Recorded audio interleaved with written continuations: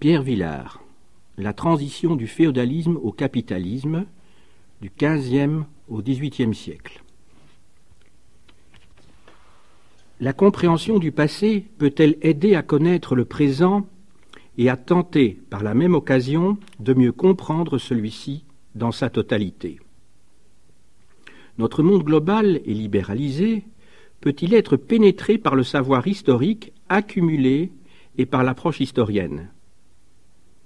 Est-ce que l'histoire est utile à la pensée critique contemporaine et peut-elle en enrichir la perspective face à l'avenir incertain? Peut-on penser historiquement le présent? Pierre Villard ne s'est pas contenté de répondre par l'affirmative à ces questions, mais il s'est mis au travail pour en apporter les preuves, avec patience et rigueur, à l'ombre de l'éclat éphémère des médias. Il a voulu une histoire intelligence, une histoire compréhension, une histoire totale, en construction permanente, mais aussi une histoire exigence et une histoire effort, une histoire éloignée du conformisme intellectuel et des vérités canoniques et éternelles. Son œuvre d'historien et de maître, construite tout au long d'une vie de recherche, de réflexion et de transmission de connaissances, est un héritage riche et divers, bien qu'insuffisamment connu en France. Son prestige est pourtant grand à l'étranger, en particulier dans les mondes ibériques et en Amérique latine. Le texte que je vais vous lire est en fait un rapport rédigé en 1963. À l'époque, Pierre Villard n'avait pas eu la possibilité de le réviser. Et il avait été réédité tel quel dans une publication intitulée « Sur le féodalisme », éditée par le Centre d'études et de recherche marxiste, publiée par les éditions sociales en 1974. Voici donc le rapport de Pierre Villard. Le passage qualitatif de la société féodale à la société capitaliste ne doit pas être placé trop tôt et varie suivant les pays. Il n'en reste pas moins utile de noter, dès leur apparition, les facteurs qui préparent, souvent de très loin, ce changement de nature. On devine que tout élément contraire au principe du mode de production féodal prépare sa destruction. Ce principe, c'est la propriété à plusieurs degrés sur les terres et la propriété limitée sur les personnes, d'où résulta un circuit à peu près fermé entre le produit agricole et la consommation conjuguée des classes paysannes et des classes féodales.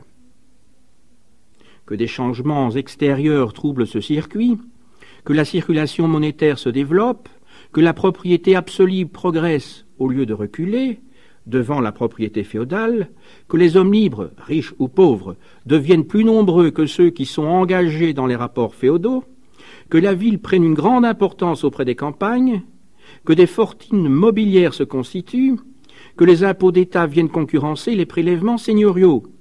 Ce sont là autant de menaces à la pureté du régime féodal et qui préparent sa désagrégation. Certaines apparaissent dès le XIe siècle et il arrive, localement, qu'un mode de production capitaliste peut s'ébaucher. Marx l'admet pour certaines villes italiennes au XIVe siècle. Mais ces ébauches isolées reculent ensuite et on ne peut parler de vrai passage au capitalisme que lorsque des régions assez vastes vivent sous un régime social franchement nouveau. Le passage n'est décisif que lorsque des révolutions politiques ont sanctionné juridiquement les changements de structure et quand de nouvelles classes dominent l'État. C'est pourquoi l'évolution dure plusieurs siècles. Elle s'accélère à la fin par l'action consciente de la bourgeoisie. L'installation du capitalisme sera donc finalement plus rapide que celle du féodalisme, comme celle du socialisme, plus consciente encore, a des chances d'être plus rapide encore. Nous le constatons de nos propres yeux. La formation de la bourgeoisie et le passage du féodalisme au capitalisme, remarque préalable. Il ne faut pas employer sans précaution le mot bourgeoisie. Et il faut éviter le terme capitalisme, tant qu'il ne s'agit pas de la société moderne où la production massive de marchandises repose sur l'exploitation du travail salarié du non-possédant par les possesseurs des moyens de production.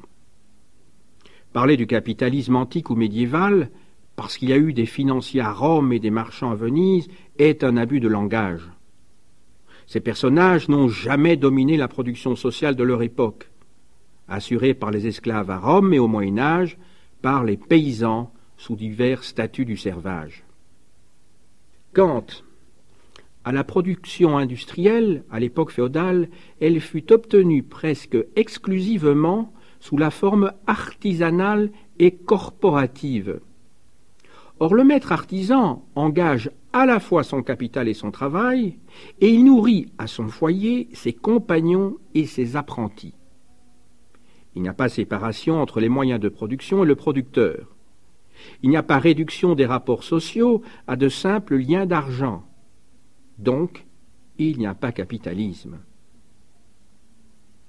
Le caractère collectif du mode de vie urbain, commune, et du mode de vie des marchands, guildes, l'insertion de ces collectivités dans le cadre féodal, la commune est un seigneur collectif, suffirait d'ailleurs à empêcher toute confusion entre les structures bourgeoises du Moyen-Âge et celles que la bourgeoisie capitaliste proprement dite, celle du XIXe siècle, fera triompher. Enfin, s'il est vrai qu'il ne faut pas exagérer le caractère fermé, naturel, de l'économie féodale à ses origines, l'échange ne fut jamais nul, il n'est pas moins exact que très tard encore, au XVIIe siècle et au XVIIIe siècle, la société rurale, issue du féodalisme, vécut beaucoup sur elle-même, avec un minimum d'échanges et de règlements en monnaie. La commercialisation du produit agricole fut toujours très partielle. Or, dans le capitalisme évolué, tout est marchandise. En ce sens, comment parler de capitalisme au XVe siècle ou même pour le XVIIIe siècle français? La renaissance des villes, bourgeoisie marchande et corporation.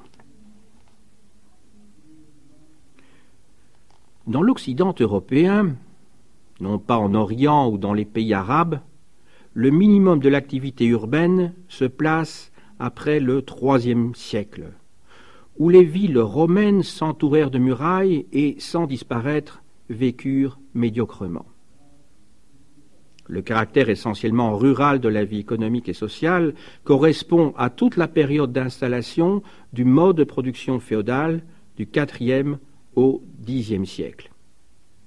C'est seulement dans des conditions très particulières que des villes, Lund en Baltique, Venise en Méditerranée, pratiquèrent dès le IXe siècle le commerce lointain. Sur certains fronts de contact, entre l'Espagne musulmane et l'Espagne chrétienne par exemple, les villes jouèrent également assez tôt un rôle à la fois militaire et déjà commercial, par la redistribution des objets précieux ou monnaies acquis dans les razzias et la vente des esclaves. C'est seulement au XIe siècle que le grand commerce se généralisa.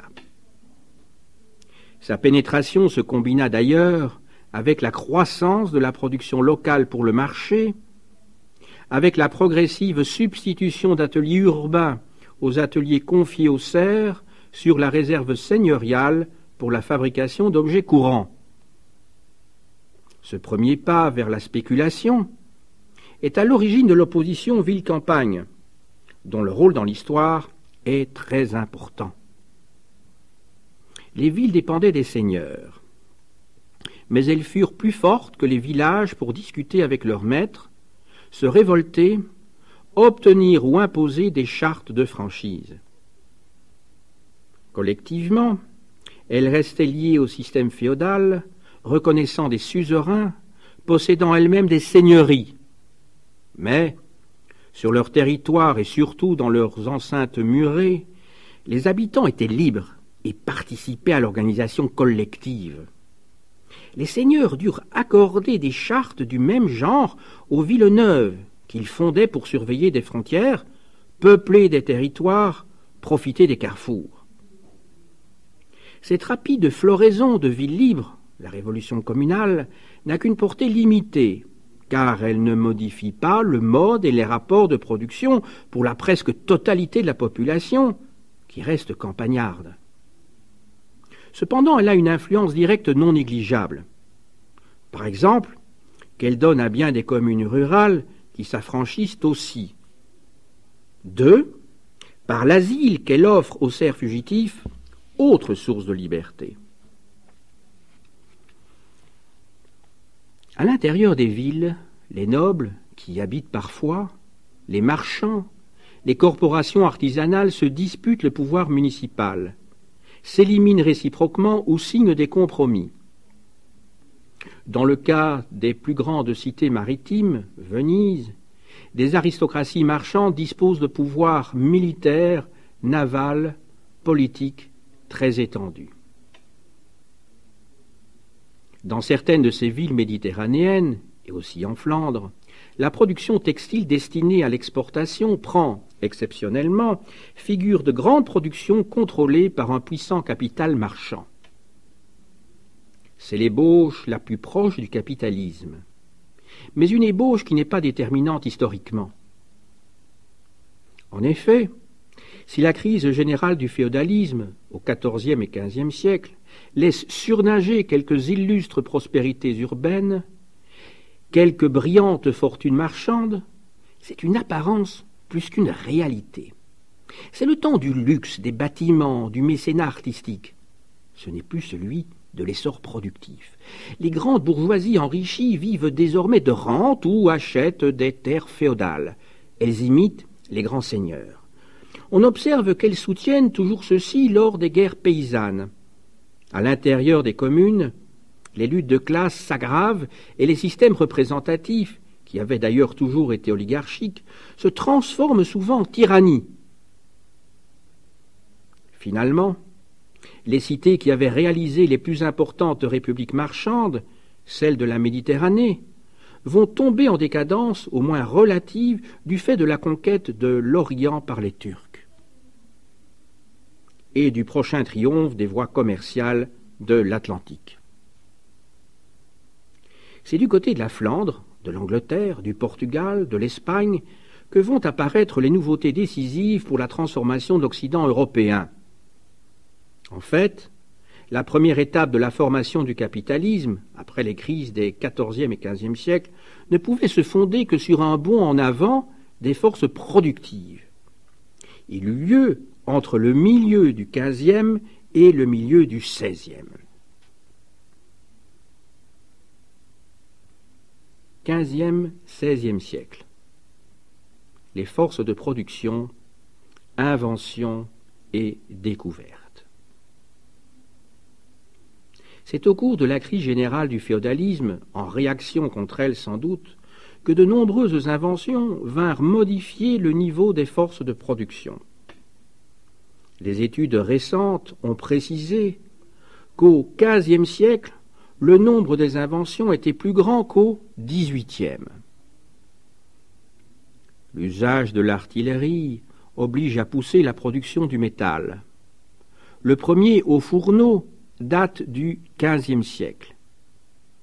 La diffusion de la pensée humaine par l'invention de l'imprimerie, le progrès de la science de la navigation jouent un rôle non moins important. Observons que, pour la première fois, des techniques industrielles et des techniques de communication prennent le pas sur la technique agricole. C'est le commencement d'un processus qui mettra l'industrie au premier plan du progrès. En agriculture, les procédés horticoles, Italie, Val-de-Loire, la viticulture peut-être connaissent des améliorations. Mais le rendement des grains ne fera pas de progrès décisif avant le XVIIIe siècle, et les récoltes resteront irrégulières avec disettes périodiques. En revanche, l'appel commercial de l'industrie drapière fait qu'en Angleterre et en Castille, l'élevage du mouton concurrence l'agriculture et dépeuple les campagnes. C'est une spécialisation qui va dans le sens du capitalisme. Production pour le grand commerce, exode rural au profit des villes, prolétarisation du paysan. Mais cela diminue encore la masse alimentaire disponible pour la population. Ailleurs, cependant, comme en France, les terres abandonnées lors des famines du XIVe siècle et des guerres sont réoccupées à partir des années 1460-1470. Et cela, qui correspond à une montée démographique, joue un certain temps le rôle d'un progrès des forces de production. Cette poussée interne fut enfin soutenue, à partir des dernières années du XVe siècle, par une injection de richesse extérieure due à l'expansion maritime et coloniale. La circumnavigation d'Afrique, la découverte de la route des Indes par Vasco de Gama, celle de l'Amérique par Colomb, le tour du monde de Magellan ont élevé le niveau scientifique et élargi la conception du monde en Europe. Mais en même temps, c'était le vrai but des découvreurs, le grand commerce des produits exotiques, des esclaves et des métaux précieux se trouvait rouvert et extraordinairement amplifié. Une ère nouvelle s'ouvrait pour le capital marchand, plus féconde que celle des républiques méditerranéennes du Moyen-Âge, parce que, cette fois, un marché mondial se constituait, que son impulsion touchait tout le système productif européen et que de grands États, non de simples cités, allaient en profiter pour s'édifier.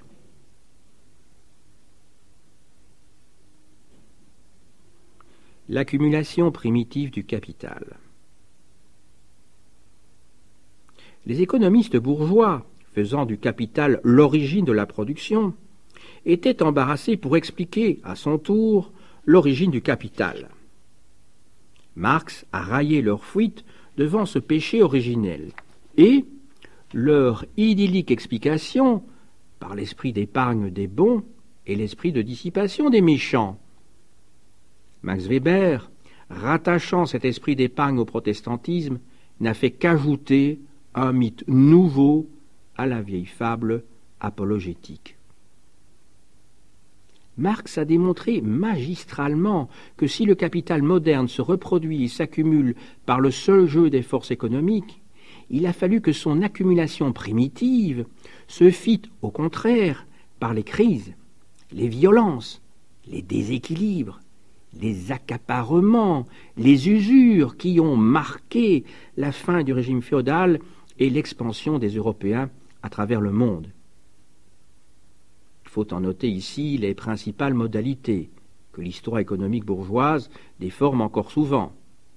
Max Weber et Keynes gardent une influence néfaste, mais sur lesquelles les recherches historiques, les plus poussées, ne cessent d'apporter aux géniales esquisses de Marx des compléments et des confirmations que même les historiens honnêtes ne se soucient pas toujours assez de mettre en lumière.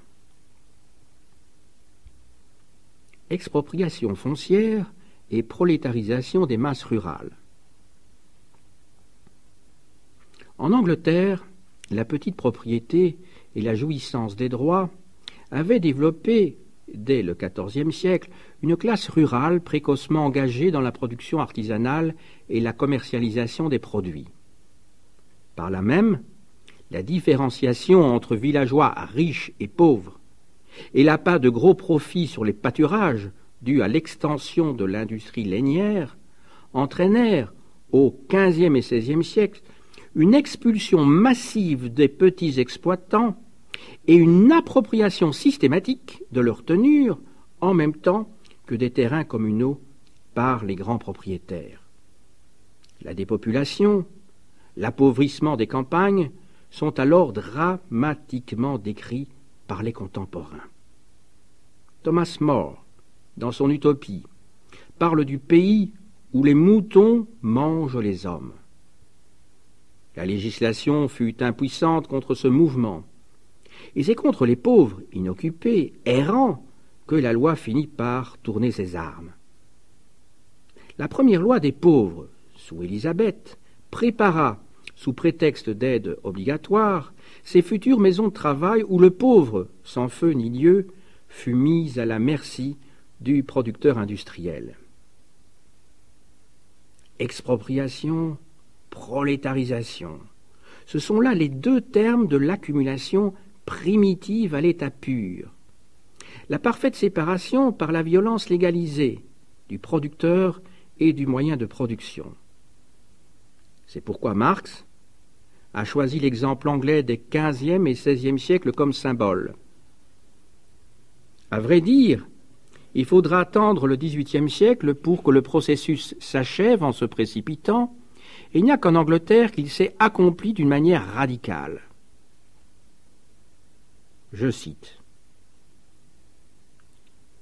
Mais dans tous les autres pays de l'Europe occidentale, le même mouvement a lieu, bien que, selon le milieu, il change de couleur locale, ou se resserre dans un cercle plus étroit, ou présente un caractère moins fortement prononcé, ou suivent un ordre de succession différent. Fin de citation.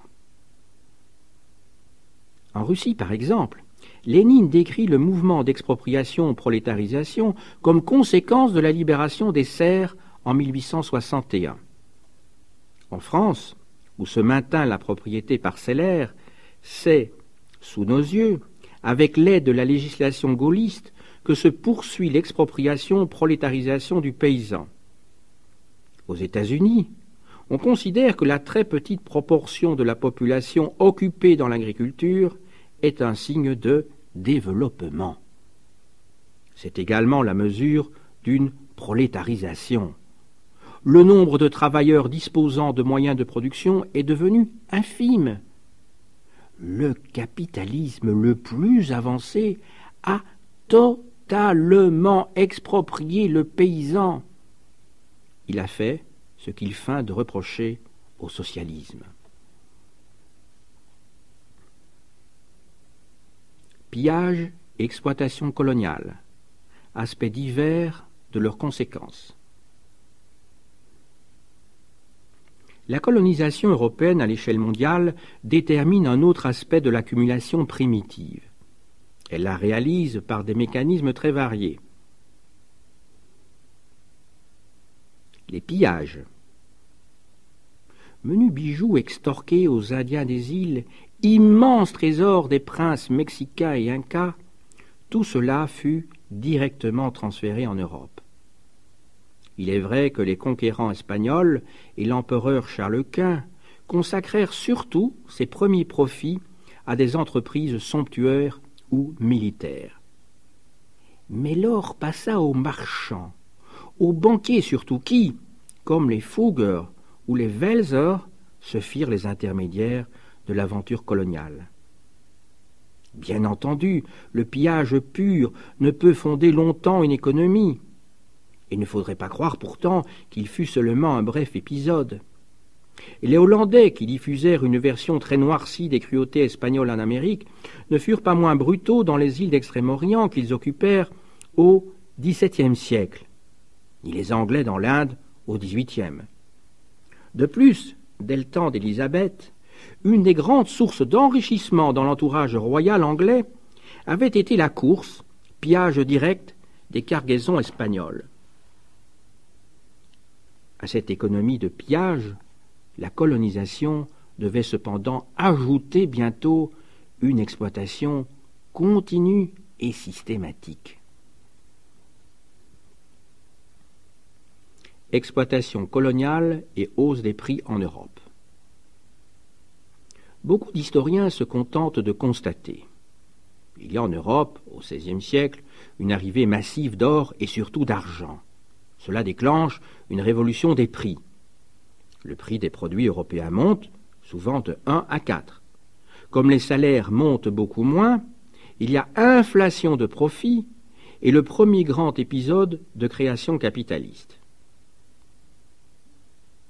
Le schéma n'est pas faux. Et Marx l'avait décrit le premier, en 1847, dans « Travail salarié et capital ». Au XVIe siècle, je le cite, la quantité d'or et d'argent en circulation en Europe augmenta par suite de la découverte des mines américaines, plus riches et faciles à exploiter. Le résultat fut que la valeur de l'or et de l'argent diminua par rapport à celle d'autres articles de consommation. On continua à payer aux travailleurs les mêmes salaires pour leur force de travail. Leur salaire argent demeura stable, mais leur salaire diminua puisqu'en échange de la même quantité d'argent, ils reçurent une moindre quantité de biens. Ce fut un des facteurs qui favorisèrent la croissance du capital et l'ascension de la bourgeoisie au XVIe siècle. Fin de citation. Mais attention, Marx dit un des facteurs et qui favorisa.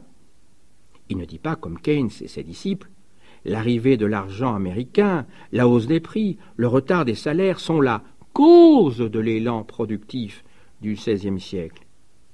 Il ne le dit pas. Primo, parce qu'au XVIe siècle, la quasi-totalité de la production n'est pas obtenue sous le régime du salariat. L'économie est féodale ou artisanale. C'est l'installation du salariat qui est favorisée par les facilités qu'offre la hausse des prix. On n'en est qu'à la phase préparatoire du capitalisme, à l'accumulation primitive. Secundo, le profit capitaliste n'est que facilité. Il n'est pas mesuré par l'écart qui s'établit entre prix et salaire. Il dépend en effet du temps de travail incorporé dans une marchandise donnée comparé au temps de travail incorporé dans le salaire du travailleur qui l'a produite. Or, ce temps de travail dépend de conditions très complexes. Intensité, organisation, outillage technique, et non des seules variations monétaires. Tertio. Enfin, les prix européens ne montent pas au XVIe siècle parce que l'or et l'argent sont plus abondants. Ils montent parce que le prix de revient de l'or et de l'argent a diminué. Plus encore que sur l'exploitation accrue des travailleurs européens, les profits sont donc prélevés sur le travail des mineurs américains. On sait que ce travail, sous ses formes diverses, esclavage, encomienda, mitas, compromis entre ce travail forcé et salariat, fut épuisant. Les Indiens des îles, Santo Domingo, Cuba, y périrent en masse. La population du Mexique finit par s'effondrer à son tour. C'est pourquoi, à partir de 1600, le prix de revient du métal précieux remonta et, par conséquent, le prix des autres marchandises se mit à baisser en Europe. Les profits furent moins faciles à obtenir et, au XVIIe siècle, l'accumulation primitive du capital fut moins intense qu'au XVIe. Elle reprit au XVIIIe quand la remontée démographique et l'exploitation coloniale réorganisée permirent de nouveau une diminution des prix de revient miniers. Hors du Brésil, mines mexicaines. Ainsi, l'intensité de l'accumulation monétaire en Europe, condition de l'installation du capitalisme, a dépendu du degré d'exploitation du travailleur américain. Cela ne vaut pas que pour les mines. L'or, l'argent sont des marchandises. Le sucre, le cacao, le café, le bois de teinture peuvent provoquer des phénomènes analogues. L'accumulation primitive du capital européen a dépendu autant de l'esclave cubain que du mineur des Andes. Je cite. L'esclavage voilé des salariés européens, a conclu Marx, ne pouvait s'installer que sur l'esclavage sans phrase des travailleurs du Nouveau Monde. Fin de citation. Le rôle du capital usuraire et du capital marchand. En fait, tant que la production industrielle de masse n'est pas devenue la règle, c'est-à-dire en Europe jusqu'au XIXe siècle et aujourd'hui encore dans les pays dits sous-développés, l'accumulation monétaire a été obtenue surtout par 3 procédés. Primo, le prêt usuraire à la consommation. Au plus bas niveau, dans chaque village, l'homme qui a des disponibilités monétaires peut prêter à très haut intérêt au paysan qui n'a pas de quoi vivre, de quoi acheter de la semence ou un outil ou de quoi payer l'impôt. Au plus haut niveau, les grands marchands ou banquiers prêtent aux grands seigneurs ou aux princes. C'est plus dangereux. Il y a des faillites, des confiscations, mais c'est rémunérateur. Secundo, la spéculation sur la rareté est un autre mode d'accumulation. Les disettes sont périodiques, et ceux qui peuvent stocker le grain le vendent au bon moment au plus offrant. Ces accapareurs sont détestés, mais font fortune. Tertio, la spéculation commerciale sur les produits précieux nourrit enfin le capital marchand proprement dit. En mettant en relation des points du globe où les conditions de production sont tout à fait différentes, et en monopolisant de petites quantités de produits de haute valeur, le marchand du Moyen-Âge réalisait des opérations hasardeuses, mais très payantes. Les premiers marchands portugais, espagnols, qui mirent en relation Lisbonne et Séville, avec l'Extrême-Orient et l'Amérique, ne firent pas autre chose. Les conquérants et collants des premiers temps étaient prêts à donner beaucoup d'or. Il leur coûtait peu, contre de l'huile, du vin ou des vêtements venus d'Europe. C'est ce premier contact entre conditions coloniales et conditions européennes qui lança d'abord la hausse des prix. Tous les marchands du continent affluèrent aux foires de la péninsule ibérique. Ce fut le plus grand boom historique du capital marchand. Mais un tel mouvement portait sa contradiction en lui-même. Tout d'abord, les pays où les prix montèrent trop furent éliminés par concurrence. C'est le cas de l'Espagne, où l'afflux d'argent se traduisit par une pyramide de dettes, de rentes, de sens, si parfaitement parasitaire que l'économie espagnole sombra et fut éliminée du processus capitaliste dont elle avait été le point de départ. D'un autre côté, plus l'argent circule et plus il est difficile de demander des intérêts usuraires. L'usure n'est pas morte des inutiles condamnations portées par l'Église. Elle est morte de la circulation de l'argent. Enfin, plus la navigation a fait des progrès, plus le marché mondial est devenu une réalité quotidienne, et plus les occasions de grandes spéculations commerciales ont disparu. Les prix ont tendu à s'égaliser. Nous touchons là à l'aspect dialectique du phénomène. L'accumulation primitive du capital engendre sa propre destruction. Dans une première phase, la montée des prix, l'accroissement des impôts royaux, les emprunts princiers stimulent les usuriers et les spéculateurs. Mais finalement, à divers degrés suivant les pays, les taux moyens de l'intérêt et des bénéfices spéculatifs tendent à s'égaliser et à s'abaisser. Il faut alors que le capital accumulé cherche un autre moyen de se reproduire. Il faut que les hommes d'argent, qui étaient restés relativement en marge de la société féodale, envahissent le corps social tout entier, qu'ils prennent le contrôle de la production.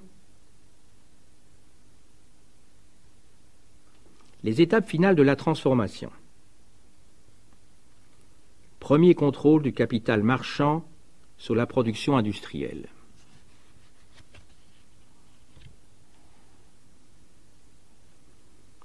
C'est au cours de ce XVIIe siècle, moins favorable aux profits coloniaux, que les marchands, profitant des difficultés de l'artisanat corporatif et de l'excès de main-d'œuvre dans les campagnes, se mirent à distribuer d'abord des matières premières, puis des instruments de production, métiers textiles, soit à domicile, chez les paysans, soit dans de grands ateliers, souvent privilégiés par l'État.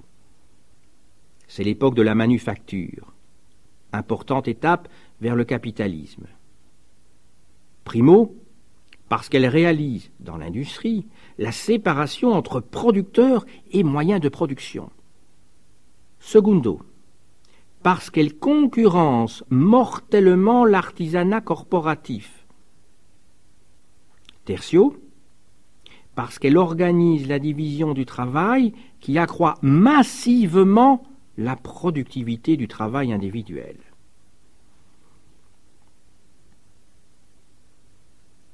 Rôle des premiers États nationaux et accumulation primitive. La domination du capital marchand correspond, en Europe occidentale, à une nouvelle structure de l'État.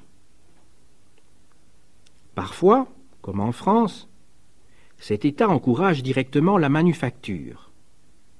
Les impôts, dont l'importance s'accroît, sont généralement perçus par le système des fermes, c'est-à-dire par des compagnies de financiers privés qui gardent pour eux une très grosse partie de ce prélèvement sur le produit national.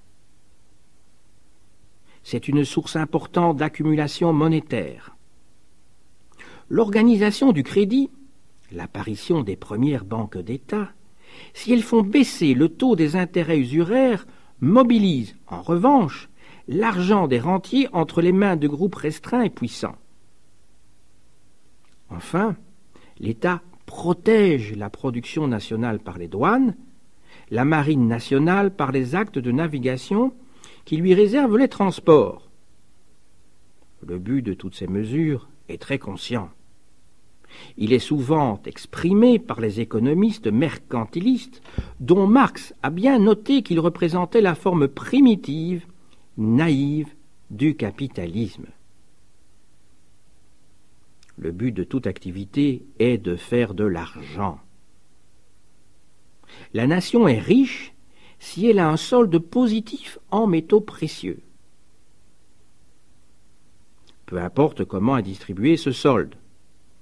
On confond intérêt national et intérêt des marchands, qui se confondent encore avec les industriels.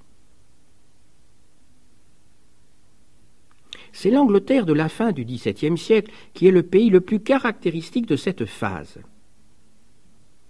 L'évolution qu'elle subit depuis le XVe siècle, concentration de la propriété foncière, prolétarisation de la main-d'œuvre, activité maritime et coloniale, lui a permis de dépasser définitivement les pays des premières découvertes.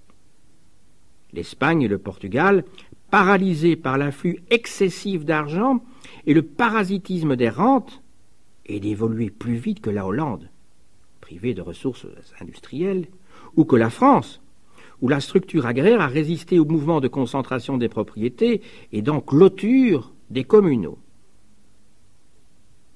C'est cette avance de l'Angleterre que Marx exprime par la synthèse suivante. Je cite.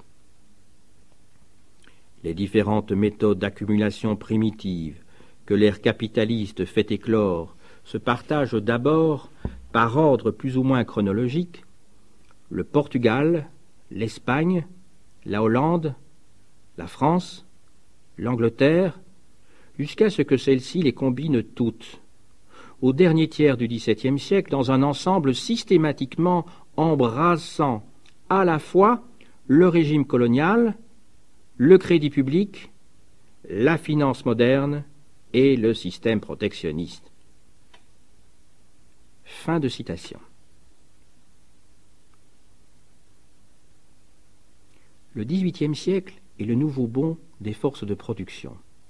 Production industrielle de masse et agriculture nouvelle.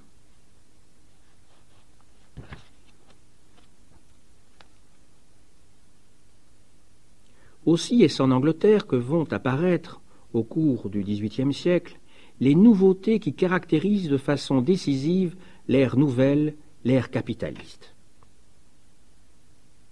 L'apparition du machinisme.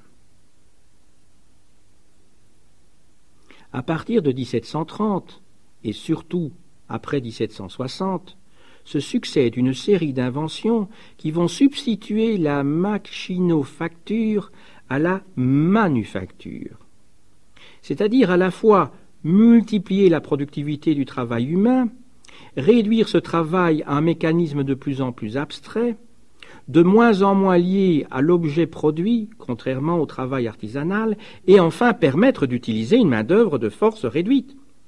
C'est la mobilisation massive du travail des femmes et des enfants. Ces inventions sont celles qui concernent la métallurgie, fonte au charbon, la machine à vapeur enfin. Ce bond en avant des forces productives était nécessaire pour bouleverser les structures économiques et sociales. Désormais, la production industrielle de masse sera la source essentielle du capital, par la distance établie entre la valeur produite par l'ouvrier et la valeur qui lui est restituée sous forme de salaire par ceux qui disposeront des énormes moyens de production nouveaux, machines, fabriques. L'ère de l'accumulation primitive est terminée. Tout va devenir marchandise et les rapports sociaux s'établiront exclusivement en termes d'argent. Il n'y a plus de féodalisme. L'exploitation de plus en plus poussée du travail humain en est la conséquence et le prix.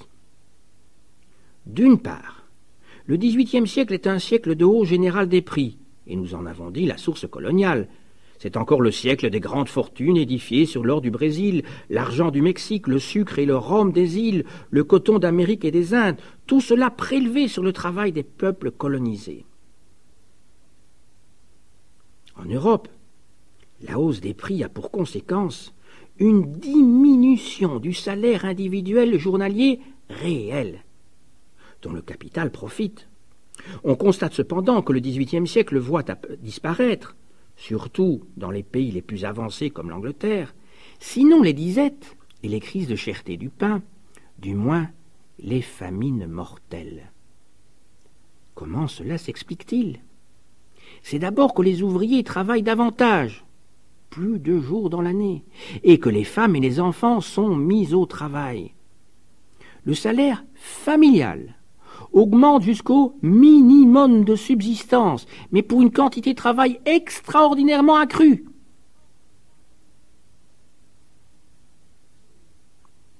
La révolution agricole et la liberté du commerce des grains permettent de nourrir davantage d'hommes et plus régulièrement. Dans les pays les plus avancés, on supprime la jachère, on utilise mieux les légumineuses et les tubercules.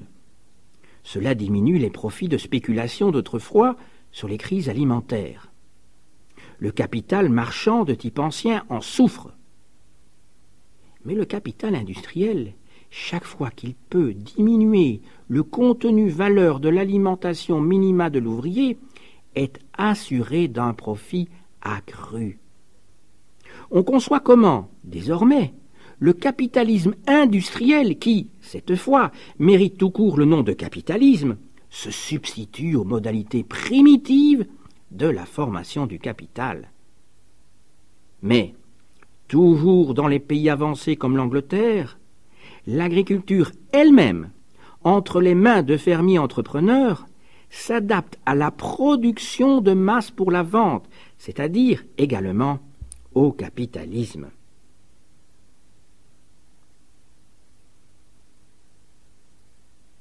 Bien entendu, tous les pays n'entrent pas, dès le XVIIIe siècle, dans cette phase décisive. Par bien des traits, la France est très en retard sur l'Angleterre. L'Europe orientale, l'Europe méridionale tarderont encore beaucoup à créer ces grandes agglomérations urbaines, tout entières vouées à l'industrie, dont Manchester resta longtemps le symbole. C'est seulement le XIXe siècle qui répandra le capitalisme industriel tel qu'il naquit en Angleterre après 1760. On sait qu'il n'a nullement atteint tous les continents. Il reste à rappeler qu'un régime social n'est pas constitué exclusivement par ses fondements économiques. À chaque mode de production correspond non seulement un système de rapports sociaux de production, mais encore un système de droit, d'institutions et des modes de pensée. Un régime social en déclin se sert précisément de ce droit, de ses institutions, de ses habitudes de pensée pour s'opposer de toute sa force aux innovations qui menacent son existence. Cela provoque la lutte des classes nouvelles, des classes montantes, contre les classes dirigeantes encore au pouvoir, et détermine le caractère révolutionnaire de l'action et de la pensée animant ces luttes. Le régime féodal n'est pas mort sans se défendre. Et l'attaque menée contre lui n'a pas commencé seulement avec les formes les plus développées des nouveaux modes de production.